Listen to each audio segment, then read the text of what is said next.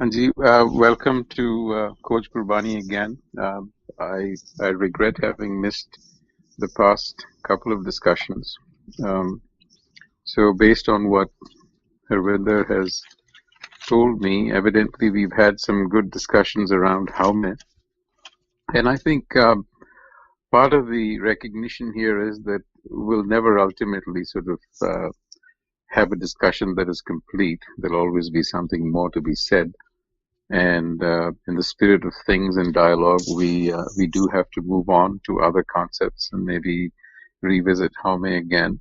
Uh, but there's a general feeling that Hukam seems the logical uh, sort of concept to go to from Haume.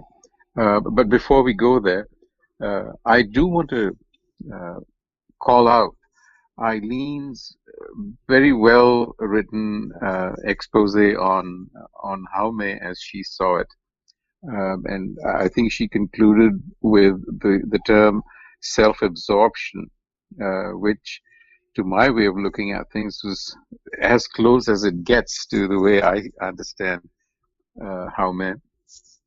So I'd like to sort of ask each one of you if you had a chance to read that, and what did you think of that? Because the thing that popped into my mind when I saw when I read that was this is you know the myth of Narcissus. Perhaps that's what Jaume is. It's the curse of Narcissus. Okay. Dilpreet, did you get a chance to read Eileen's write-up? No, I have not, but now I am excited to. Because she talked about Jaume in terms of self-absorption, self-centeredness.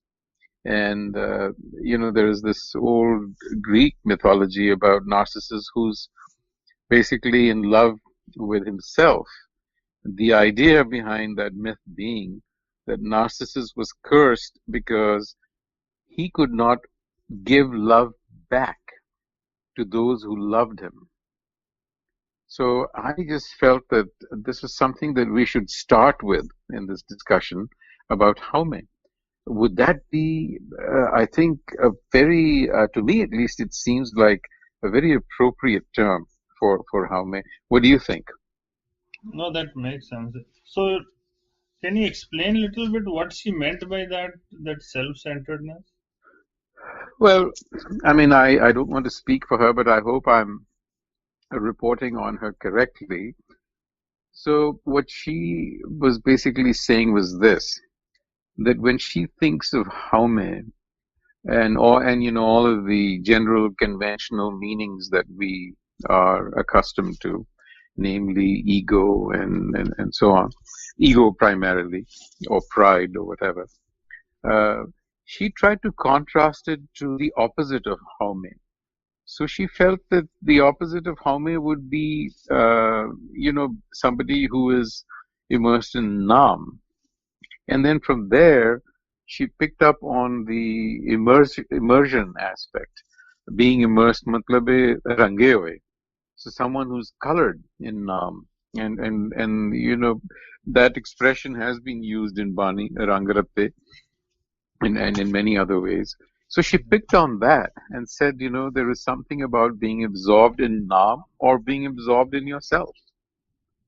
So Right. that was the line of argument on how she developed her argument, which I thought was very interesting. Yep. No, that is we had the discussion, and I also spoke Acha. on the same grounds that Hmm. Home, because there was a question that how to kill Home or how to get rid of Home. And then we used that line that home naame naal virodh hai, doye na vase ek thaun. And Hmm. then there was another line where home was described as a fire, and then Naam was described as an extinguisher. So that is where I was also going, that the only way to get rid of home is that we bring light there and the darkness will go away, because there is no other way to get rid of it. The once we have the light of knowledge, then the darkness of home will automatically go away. Right. So I think I saw some other people join. Harvinder, who do we have now? We have Gurdeep uncle from Montreal. Acha. Vaiji Khalsa, Vaiji Fateh, Gurdeep Vaidhi Singh ki ji. Fateh ji. Acha. Ekunkar ji, are you on now? I'm here. I forgot to unmute my microphone. I'm sorry. Okay, so did you hear me call out Eileen's article? And I I did. just wanted to very quickly touch on Haume before we jump into Hukam. What did you think about self-absorption and I was talking about the curse of Narcissus. Yes, I really, I just took some moments right now to read through what Eileen wrote, and I love it. I love that idea of, self-absorption and the blindness of it, and Yeah, narcissism being, you know, the self-reference that's completely focused. I thought it was a really great way to talk about it. yeah. It's certainly a way to look at it. Although, at the end of the day, I feel that it is tough to. It is just as though you have to bite your own teeth, is trying to understand your own self. Because you're always the frame of reference is always you, so it becomes difficult. So there was a list of questions that had been sent out, and I just want to provide a little bit of a backdrop. So when we look at Hukam, we again have conventional explanations or English terms, and I do want to touch on those because we think in terms of either a divine will, or we think in terms of a command, or we think in terms of laws of order, or order, laws of the universe, and so on. I do want to ask all of you to take a moment to sort of reflect on those and see if you think if these are appropriate terms. Because to me, there is a big issue with terminology that I think we need to solve somehow, and perhaps stick to Gurbani terms for what they mean. So, in the case of Haume, for example, I would like to propose that we don't try to translate it, but just stay with Haume. Haume is just Haume, and we just need to get familiar. So likewise with hukam. So is it divine will? Is it an order? Is it a command? Is it all of the above? But uh, nonetheless, one thing is certain, and that is that hukam is what we all need to conform to in some shape or form in order to attain the goal of human life here, which in Sikhi is pretty clear. It is becoming a satyar, again, a term that doesn't lend itself to, I guess, the English language very easily. And so what is this hukam? Uh, again, something that cannot be described, hukam keha na jaye. So if it cannot be described, then how do we deal with it? I mean, how do we understand it if it cannot be described? So those are some of the things that I threw out there in the questions also. I hope you've had a chance to look at it. So Dilpreet Singh, we'll just start with you. Can you sort of give us some sense of what you think? Hanji.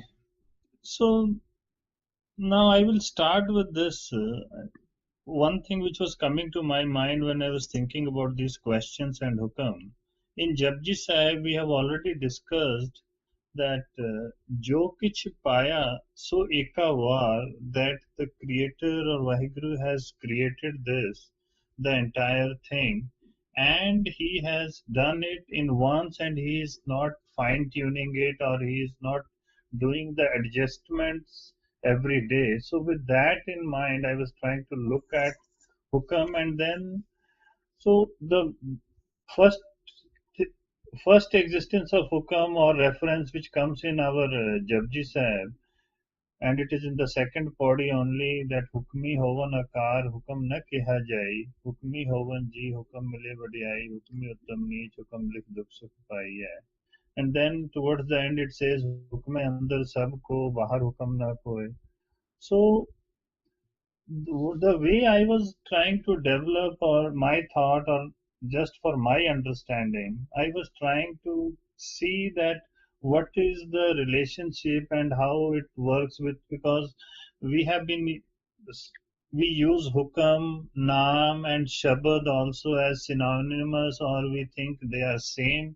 And then I was also thinking that they are same, but then they are used in different contexts. So with that, the way I look at Hukam is that Hukmi Hovan Akar, Hukmi Hovan Ji. So it is something, a kind of we can call it as a law or system or framework or something which follows some command. So as per our one of the questions, I think it is all of those things, that it is God's law or God's command or divine will, all of those above and beyond that, because we cannot put a finite definition around it. And then when I look at Naam, to me, Naam is something which supports this hukam, or which support, or it is the force or the creation or the creative power or the creativity behind this hukam. Because of that Naam, only this hukam exists. And then the other one is Shabad, or sound or explanation, or it is way to communicate, or it shares the message. So Shabad, I take it as that is how we explain or we talk about hukam, that becomes the Shabad. So it is the definition of the same thing. And then what comes to my mind is that there is a law of gravity, and if I have to illustrate this law of gravity, then Naam is the force or the creation of gravity, or it is something which creates this gravity. And Hukam, like an apple, is falling to the ground, or everything is attracted. So it is in the Hukam, or it is in that law. And then Shabad is that science or Newton's law which talks or which explains, and which will be enhanced every day as we learn more things. And in Gurbani, there are some references like Naam ke tare sagle jant, Naam ke tare sagal akar, and Name hite sab pargat hove, or Name hite sab kuch hua. So the main creative power is Naam, and then that the system which is established by this creativity, which we all follow, is something I think is Hukam. And then Shabad, again, it is the explanation or the our peak or our understanding of that, and how we communicate about it within each other. And then I think that yes, we can use Shabad, Naam, Hukam synonymously, but again, when when Sid Ghost, when Sids asked Guru Nanak that who is your Guru, so that time Guruji said Shabad Guru Surt Tund Chela. So Shabad, again, what Guruji is implying is that he is in Hukam and he follows Naam. So Shabad is just a representation of that whole thing. ठीक है So ji. that is what I was around this. I was trying to develop my All thought right. process. We'll come back to this. Thanks. Let me go to Gurdeep Singh Virji Amritsar. Did you follow the conversation, or should I give you a few minutes?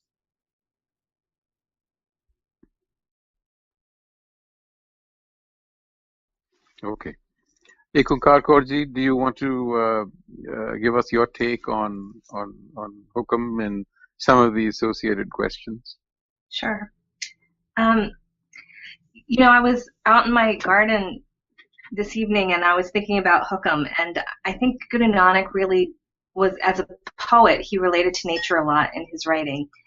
And when I think of Hukam, like when I go out to my garden, there's all these things I've planted over the years, and I always had a vision of what they were going to become. But of course, it's not up to me what happens.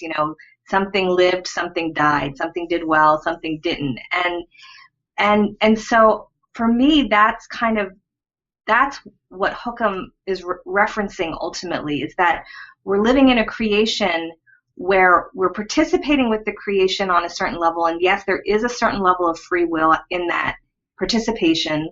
Like I picked the plants to grow, but the outcome is ultimately in the hands of an intelligence that Guru Nanak posits is vaster than we are, that we're part of, that makes sense to itself but may never make sense to us. And I sometimes wonder if cosmic plan isn't a better translation than divine will, or even if we could ever play with the idea that Hukam and the word Tao from Chinese philosophy may be more synonymous than any English word.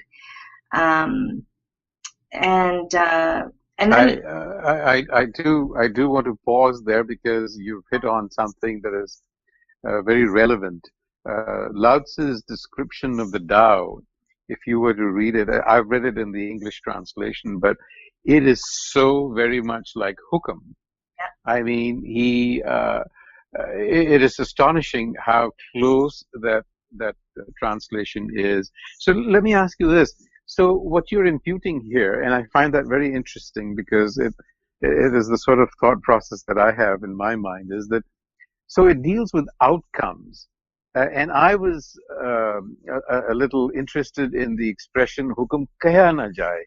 So the way I look at that, or at least the way I was thinking about it, was, well, "hukam kaya na jaye" means that it cannot be described, which suggested to me that, one can only describe what has happened in the past.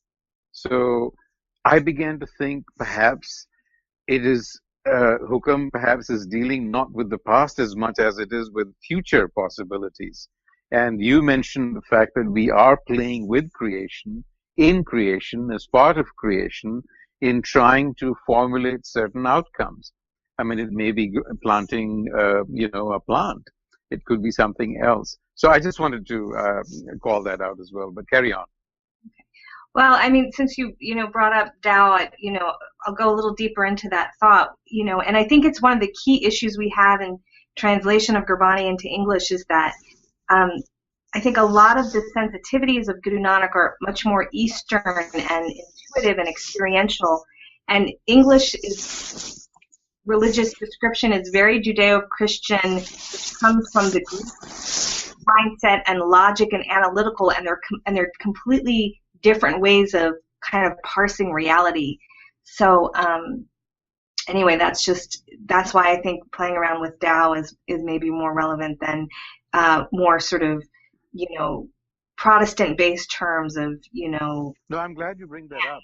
I'm glad you bring that up because I will tell you that I'm at a personal level quite troubled by some of these descriptions in English that I obviously have grown up with, and have never questioned up until now.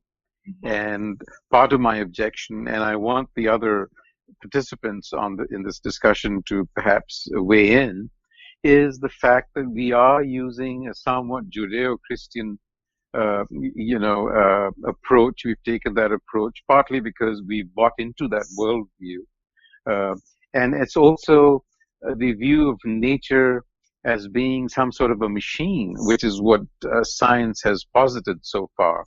And to your point about Guru Nanak's sensibilities are very quote unquote Eastern, as you say, which is looking at creation as something that is living and not a machine. So when we use terms like will or order or command, it almost immediately brings into mind some sense of apartness. You're as though you're separate from this entity that we either refer to as God or Vaheguru. And I want the participants to perhaps weigh in on this. To my mind, that Hukam, though not a machine, but somehow when we see that one thing that we living beings actually I got that idea that idea is now should I come back to you? Do you want a few minutes to compose your thought? Yes. Okay. All right. Let's go to Gurdeep Singh ji in Montreal. This is the first time I heard this idea of a machine. But to me, it's a divine law which controls the whole universe. When the God created this universe, he created the law also to run the show. No. I think let me just stop here for a second. Yeah. We are just talking about the terminology that is being used, which is coming from a different tradition and may not accurately describe Guru Nanak's sensitivities about creation being a living thing. So when you say God created, you're assuming that God is sitting outside of his creation, which is No, not what Guru Nanak is telling us. I agree. Frida khalq mein khalq. Yeah. So So this the is point. this all blended into each other. The whole nature Right. is blended into the God. God Himself is into the nature. Right. This is the Guru Nanak philosophy to me. Hanji. So Hanji, what are your thoughts about Hukam? So Hukam is a divine order to keep the control everything. You know, like we have a rules and regulation laws created by our governments to run the country, but those laws keep on changing depending upon what is the needs of the country. But the divine law never changes, and this has been accepted by all the other lives except the human being. So because human being is more intelligent than all the other creation, the living creation on this earth. For example, for the trees and other things, they are always in the divine law. They don't do anything out of it. A seed which is giving birth to the trees and to everything has everything mentioned into it, like the DNA for us. Now they found out. So only the human being runs out of law. Last time Arvind said also, because human being has been given a freedom. But now the human being has come into the clutches of the egoistic consciousness, which is Home. And Home doesn't want him to get back to the divine, not to get back to the God, for example, to say. So he wants to keep the human being busy here on this earth. So that's why we become more attracted to the personal, like bodily entertainment things, except than the spiritual thing. So that's the difference between Home and the divine law. So I think another thought that I'm throwing out there for your consideration is that we all seem to be fixated on the idea that, number one, that there are laws in nature. Scientists today are telling you there are no laws in nature. The second thing that we seem to be fixated on is that they are fixed. Well, we don't really know whether they are fixed because Gurbani also talks about Sahib Mera Neet Nama. It's constantly creative. So it's a thought I want to put out there.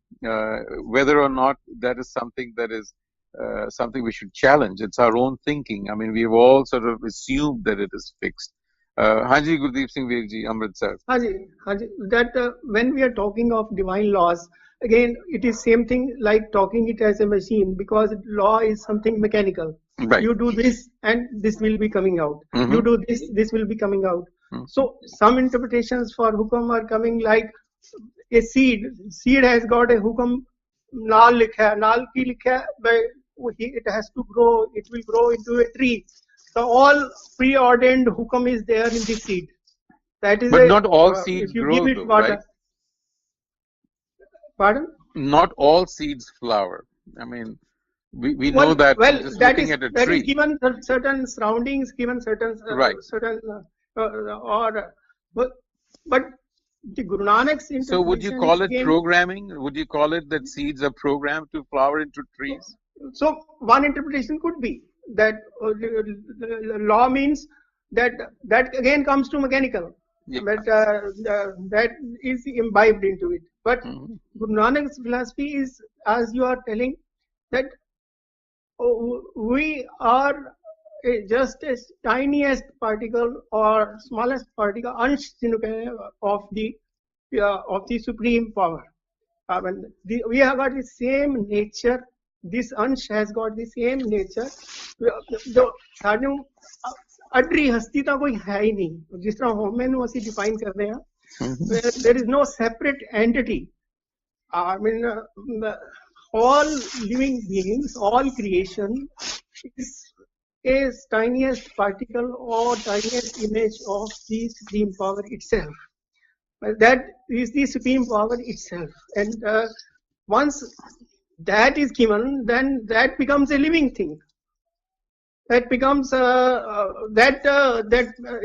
if some seed, there is some power to, I mean, if you want a particular seed not to grow, even in spite of giving all the water, that stream power exists within that that reality. That is what is, that Hukam is not so rigid. That's the point I'm Explicitly. trying to make. Yes. That is exactly the point I'm trying to raise here. But it's simply because we are quite accustomed to thinking of this as being something fixed. And I'm just Yes. trying to question if it is fixed or whether it is infinitely flexible. Yes. Now you are going to the other end, infinitely flexible. I mean, my Infinitely point being flexible. that it will react to the environment, right? Yes, yes. Because we change the environment, we are part of Yes. this nature, and Yes. we actually, through our actions, can disturb nature, and we do. Yes. And we're doing it today. So the fact is that the nature responds. I mean, you can take climate change as an example, right? I mean, so now nature is getting back at us for fingering around with it for too long. So that said, Dilpreet, I'll come back to you. I'm making a circle here. Yes, I wanted to make one point, okay, if you allow me. Haji.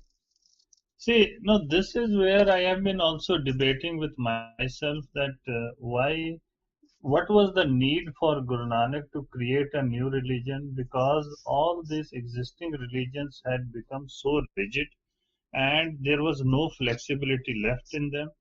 And when we see Guru Nanak's philosophy, he has not put finite definition against anything, and he has kept that if things will evolve and things will change as we learn. So in Sikhism, he built that flexibility and where things will respond to each other and it will change. And now I think we are again moving towards the same rigidity that, okay, it is fixed.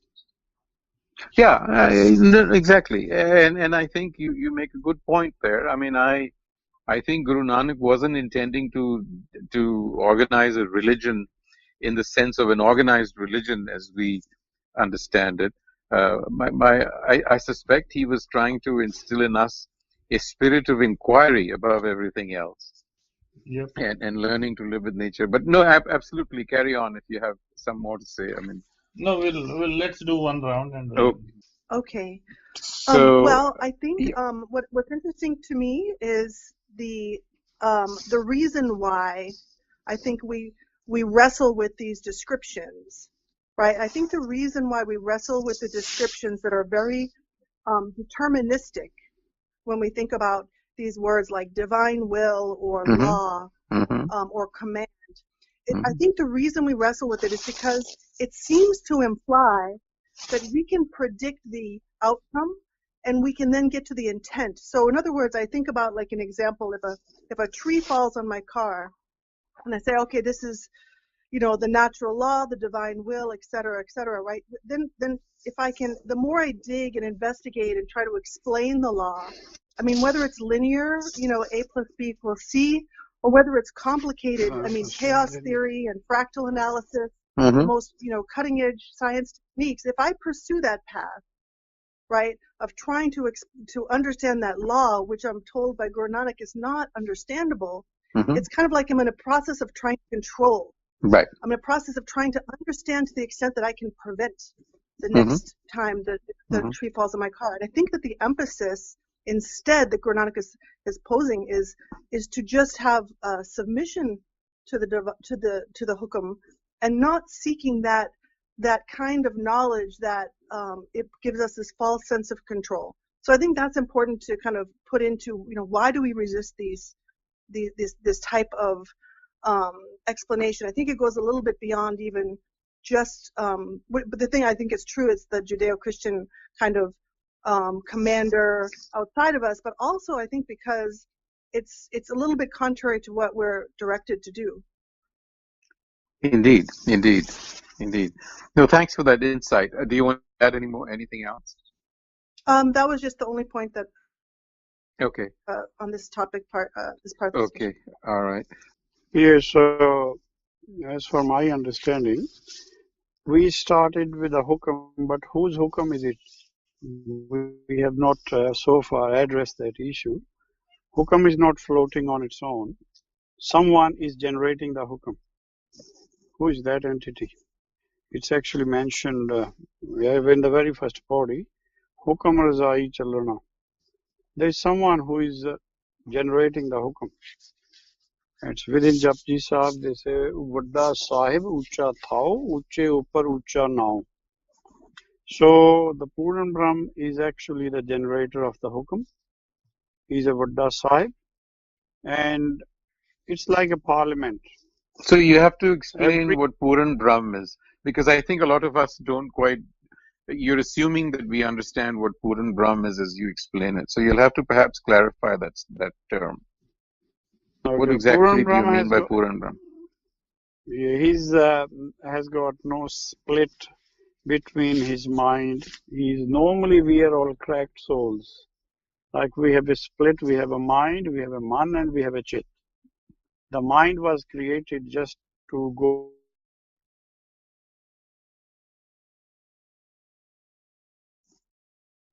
I lost him, Harvinder.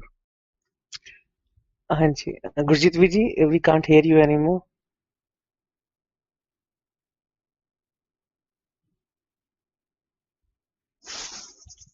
We have to come back to him. Hanji. Okay, so let me move on to another sort of question that we had. See, we are talking about Hukam, Rajai, Chalana, Nanak, Likhya, Nal. Now, these are very important terms to understand, right? So the Hukam is being generated by the Rajai, and that Hukam is somehow written with you. I mean, there's a suggestion that it is with you. So I would suggest that we try and focus. I'm suggesting that the Rajai might be you and me. Could that be possible? That we are in Exactly. fact But physical. Can I intervene? Ji? And Can the I audio, explain? well, we lost Hanji, you. Hanji. We Acha, lost acha. No, you. I So, thought I was there. no, we Okay. couldn't hear you. Yeah, this line has never been explained in the right way. That's why we are all stuck. Hukam Razai Chalan, I think, is clear. Well, That we are there just is, looking for an explanation. yeah, there is some supreme entity better than us who is generating that command for us, or who is generating this universe for us, who is generating some discipline for us. He's supreme than us. We are created. He is the creator. So there are two differences here. There are two hukams. The creator has got a hukam, hukam razai, but we have got another hukam, Nanak Likhya Nal. We have another hukam within us which we are carrying. So we have to stop it, and we have to basically align with his hukam. So this is how you will ever be able to explain and come out of this pankti. That hukam razai chalana is the one we have to accept. That's universal. And the one Nanak Likhya Nal is every jeev has got his own hukam with him. We have to disregard that. And that's the whole purpose of writing the Gurbani. That you disregard your hukam and basically try to understand. It's very hard because hukam, Nanak hukam hai je bujhe likhya. Nanak hukam hai je samjhe nahi likhya. It's beyond understanding. Bujna is something like a riddle which you have to solve. Understanding is simple. But this is beyond even our understanding. So whatever deep understanding we have of Gurbani, we will understand that much of Hukam. Hanji, thank you, Ji. I'm So sorry I this is a dropped off. direct. I somehow my system's kicking me out. But let's sort of change gears a little bit here, and let me ask the panel another sort of question. So everyone is agreed that we need to walk in alignment with this hukam. I think that's a drift I'm getting. So the question is simple. How do I know what that hukam is for me? So Dilpreet, do you want to touch on this? Do you want to kick this discussion off? Hanji, I can try this. Yeah, so the point is, okay, so if I'm supposed to align to this hukam that's out there, and Guru Nanak is telling me, hey, by the way, it is ineffable, you can't describe it, kya na jaye, and yet I'm expected to walk within it, hukam rajai chalana. This is a bit of a conundrum. How do I solve this? How do I know what that hukam is, for me?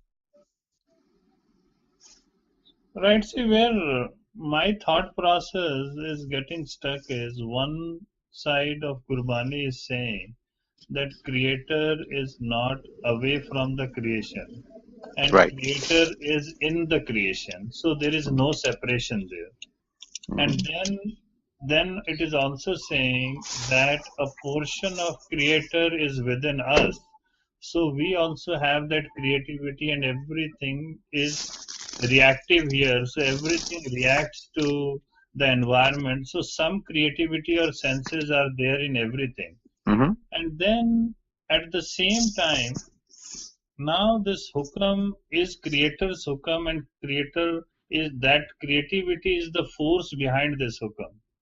So, and it is, I am getting towards that we all this, when this creativity is combined, they create a hukam, and then that is what the hukam is, and that is why when as these small powers join, they may change it, and then they will influence it.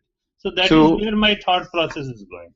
So a couple of things. So one, what I picked up from you is that it is perhaps a collaborative effort to create this hukam, meaning all of, as you said, when people come together. But then, how do you know whether or not you're walking in hukam? Like on a day-to-day basis, are you convinced that you're walking in hukam? I think every day we are learning things and we are learning our limitations, and then this continuous learning is giving us better and better understanding of our own limitations and a combination of other forces there. And that it is a continuous learning process, and we will get better at it every day. It is not something that I can learn today and say that I have it, because it is changing, and as these forces are changing, this knowledge and environment is changing, so it is a continuous learning process. Okay, thank you for that insight.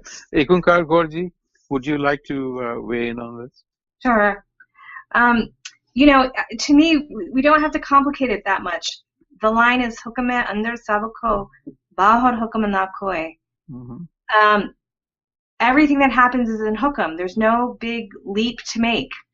But it's hard for and then the last line, right? Hukame andar sabko bahar hukam na koi nanak hukame jay buja. Like if you can understand that everything that happens is part of hukam, like as in Tao, right? Like I'm going to go back to the Tao. You're just living in this living, conscious, natural system all the time that you're part of. And if you can recognize that, then then your ego is not going to have anything to talk about. And so separation from hukam is not anything more than where our self-absorption is, and we don't see that we're always in that system, and everything that happens is always part of that system. So how can I know hukam? So that line tells you it's all hukam. The issue is, what is the alternative to Haume, self-absorption? And for me, that alternative, the way I like to understand it is, it's about Sunya, Mane, and Amrit Vela, that you meditate in the Amrit Vela and you develop your intuitive sensitivity, and it's that intuitive sensitivity that breaks you out of the limited self-absorption, and then you can recognize that everything is Hukam all the time, instead of having that more immature, limited view, arguing and fighting what's happening around you. Okay. Can I add one more thing? Sure. Okay. But there's one more thing I want to bring up, and I wish I had the Gurbani lines in front of me, so forgive me that this is just memory of things I've read. The notion of likyanal, the notion of things being written, is so key in Gurbani, that we all have things written on our forehead. In other words, we come in with things that we have to experience in this life. And my understanding of Gurbani is that we can either go through life sort of unconsciously getting beat up by what's written on our forehead, or if we meditate on the Guru's Bani, it actually elevates us to a place where what's written can be experienced in a more conscious way, a more subtle way, and where the hand of God can actually clear our karma for us and arrange our lives for us so that we don't have to be beat up by the experience. And so that's where I think we can, it's like what frequency you live your hukam in is what the question is. And that's where Gurbani gives you a way to lift out of just getting beat up by time and space. Thank you.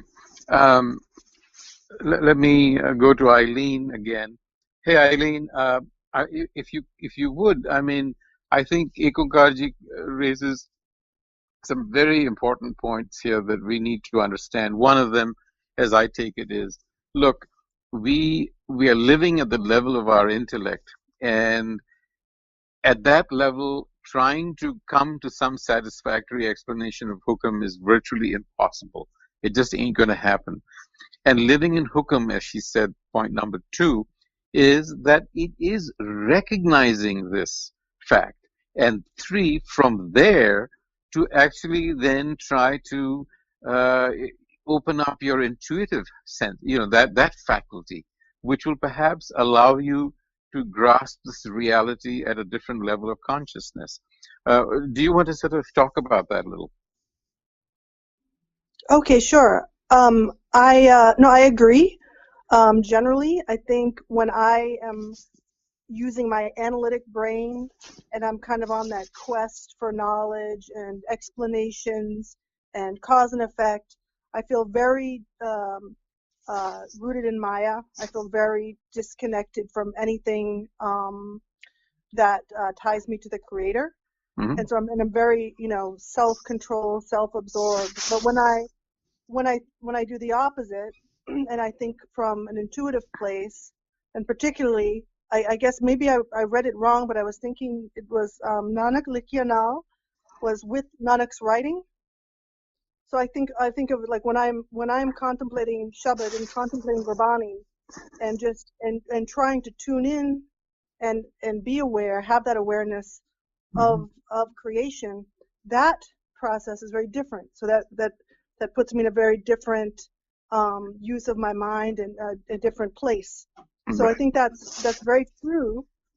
And I guess I mean I guess at the end of the day, when it comes down to that connection with the Creator, we the more that we connect to Shabad, right, the more that we kind of pour in and experience what Guru Nanak is saying, then the more we expand that part and we fill ourselves with that instead of the other. I was thinking of an example would be like if I'm rushing around and I'm doing business and I'm taking a plane, and maybe I'm worried about getting somewhere on time with the plane, right? I'm totally in my own world, and I'm forgetting that, the plane is not just a device that takes me from point A to point B. What's going on is a chemical reaction in the fuel, and there's, the air, the wind that supports the wings. I mean, there's this huge activity that surrounds, right, my tiny little piece in this activity of going from point A to point B. There's a whole world out there that's more vast than I can even comprehend that's getting me there. So I think that's kind of process of contemplation. I would say maybe more for me contemplation, not quite exactly meditation, but more like conceptual that brings me there. Yeah, Chintan, as it is said in Punjabi. Ranavir ji, I haven't been able to reach out to you before. I think you weren't around. Are you still there? I think he got disconnected. He got disconnected. Okay. Harvinder, can you help me? Who else is on? I mean, I may have missed some people. I think Gurdeep uncle in Montreal. Anji Gurdeep Singh ji, sorry. Okay, thank you. Very good discussion. I'm very much convinced. When we said that divine law is a mechanical law, God, He has the power. I've recorded to Gurbani a little bit here. I don't know how to translate. He says, "Jalte thal kar, thalte kuwa, koop te mer karave, dharti te asman chadave, chade asman girave." He has all these powers, the tsunamis and all that, what's happening, earthquakes. It's his divine will. It's happening according to his will, not the mankind. Man is a limited power. He rather destroy the nature. He can't do any improve. If he improve himself, Satgur, Sat Sangat, Satgur 4 saal by Hargun Sikha. We have to have the similar attributes like God. Then we come with same as God. Then you're part of the God, the creator, who gives the order. Hukmi, he's a creator. Ram Kabira ek pae hai, koi na sake pashani. But you have to put effort, we need to with the divine will, with the meditation and all that. This is Aileen said and Ikumkar said. We have to put those efforts to have similar attributes as the God has, then you will be part of him. But under the law of karma, we are not part of him. We are under, as you sow, so shall you reap. Except a human being, everybody, all the other lives are in his divine will. And they are working, they are not using their own intelligence here, nowhere, except the human being. And human being is suffering because he wants to run his way, not the divine way. But he has to change this thing. That's why his Homer will dissipate automatically once he will come into the culture of the divine will. So he will have the similarity like the God. So this is very similar here. Jin har japya, se har hoye, har milya kel kalali. So we can easily merge with the God, but have the similar attributes like him. As long as we have different, we cannot merge with him. So then we are suffering by our own deeds. Thank you. Thank you, Ji. Hanji, Veer Ji, Gurjeet Singh Ji in Australia, we have about a couple of minutes. Do you want to sort of provide a wrap up? I would like you to help us understand how to, Ekunkar Ji and Eileen made some points about perhaps a realm of reality that is not available or accessible to us through our intellect, but perhaps through our intuition. And I just want to get your views in conclusion. We are almost out of time.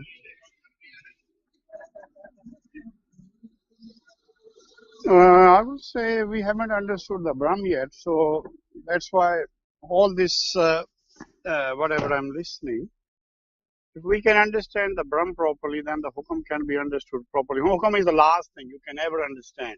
Basically, you can't understand. For us people at this stage, it's almost impossible to understand Hukam because our research of Gurmani is very minimum and basic. Gurmani has nothing. So is it a matter of research? Is it a matter of research? It's a more bujna ki hai ji. I don't know. They say kaho kabir gunge gur khaya. Bujna is like solving a mystery, right? Bujna is but it is still it's hard to. That's why it says even if you have solved it, hukam na kahya jai. You can't explain it. That's the limitation. Yeah, so then it is not a matter of research then. I mean, if it is a riddle, because bujna is applied to a riddle. So this is some sort of a riddle. Even after bujna, it will still be a riddle for everyone because it is so vast and exclusive. We only know one thing, that we need to merge our mind into our mool. That's a hukam for us. If we can do that, that's more than enough for Ajeev. ठीक है जी. So I think it is. I mean, what you're suggesting is really what I guess Ekunkar Gaurji has suggested, and Rana Veerji and Gurdeep Singh Veerji rather from Amritsar. Thank you, everybody. I think we had a very good discussion today.